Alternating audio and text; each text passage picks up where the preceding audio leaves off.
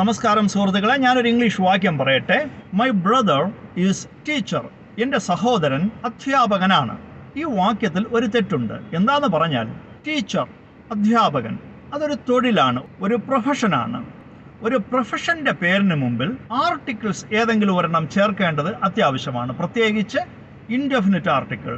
Indefinite article എന്ന് പറയുന്നത് A അല്ലെങ്കിൽ ആൻ, ഇവയിലൊന്ന് ചേർക്കണം.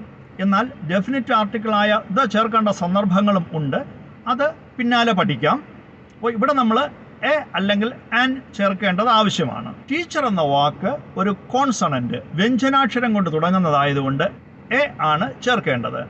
അപ്പോൾ നമുക്ക് വാക്യം ശരിയായിട്ട് ഇങ്ങനെ പറയാം: my brother is A teacher. My brother is A teacher. എൻ്റെ സഹോദരൻ ഒരു അധ്യാപകനാണ്. മലയാളത്തിലും നാം സംസാരിക്കുമ്പോൾ അങ്ങനെ തന്നെയാണ് പറയുന്നത്. അപ്പോൾ മൈ ബ്രദർ ഈസ് ടീച്ചർ എന്നല്ല, my brother is A teacher എന്നതാണ് ശരി.